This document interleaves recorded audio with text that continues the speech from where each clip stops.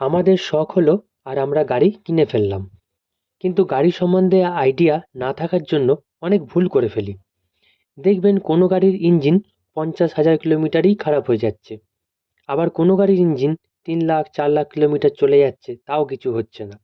এরকম কেন হয়? কোম্পানি কি গাড়ির ইঞ্জিনগুলো সমানভাবে তৈরি করে না? কোম্পানি সব ইঞ্জিনই সমানভাবেই তৈরি করে। ভুলটা হয় আমাদের। আমাদের না জানার জন্য আমরা নতুন গাড়ির সাথে এমন কিছু ভুল করে ফেলি যাতে গাড়ির ইঞ্জিনের লাইফটাই নষ্ট হয়ে যায়। আজ এই ভুলগুলো নিয়েই আলোচনা করব, আর কি কি করবেন না সেগুলোও বলে দেবো। 1 নম্বর, আমরা নতুন গাড়ি কেনার পরই অনেক সময় হার্ড পিক আপ করি। গাড়ির কতটা ক্ষমতা তা চেক করার জন্য জোরে গাড়ি চালাই। অন্তত 3,000 কিলোমিটার পর্যন্ত গাড়ি আস্তে চালান, নর্মালি চালান। 100 কিলোমিটার স্পিডে গাড়ি চালানোর কথা ভাববেনই না। এতে ইঞ্জিনের লাইফ অনেকটাই কমে যায়, ইঞ্জিন নয়েজি হয়ে যেতে পারে। 3,000 কিলোমিটার চালানোর পর গাড়ির ইঞ্জিন, গিয়ারবক্স ভালোভাবে সেট হয়ে যায়। তারপর 100 কেন, 120-30 কিলোমিটার স্পিডে চালালেও কোনো ক্ষতি আর হবে না। 2 নম্বর, ইঞ্জিন স্টার্ট করার পরই পিক আপ করবেন না। দেখবেন প্রথমে ইঞ্জিনের আরপিএমটা একটু বেশি থাকে, 2-3 মিনিট পর আস্তে আস্তে আরপিএম কমে যায়। তখন পিক আপ করুন বা ড্রাইভ করুন, আর কোনো প্রবলেম হবে না।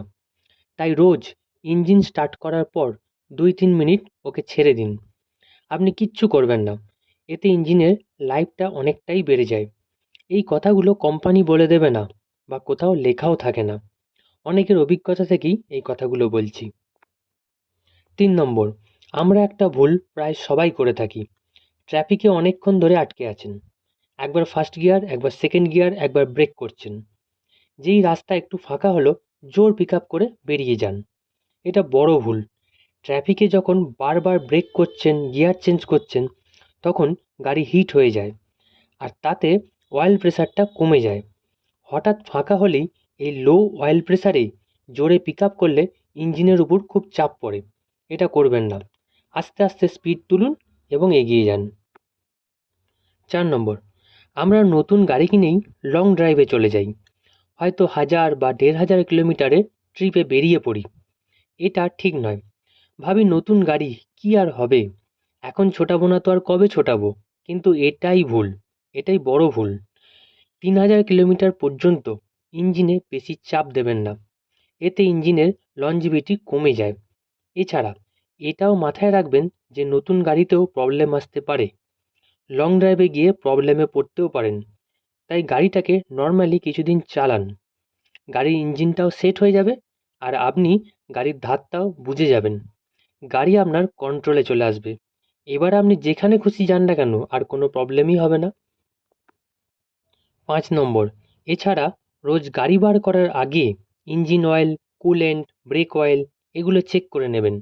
ইঞ্জিনের তলায় তেল পড়েছে কিনা দেখবেন। ইঞ্জিনে কোনো অয়েল লিকেজ আছে কিনা চেক করে নেবেন। মিটারে কোনো রেড সিগন্যাল দিচ্ছে কিনা দেখবেন। যদি রেড সিগন্যাল দেয় বা অয়েল লিকেজ থাকে, তাহলে তখনই সার্ভিস সেন্টারে কল করুন। এইভাবে যদি গাড়ি মেনটেন করতে পারেন, তাহলে আপনার গাড়ি 3 লাখ কেন, 5 লাখ কিলোমিটারও চলতে পারে।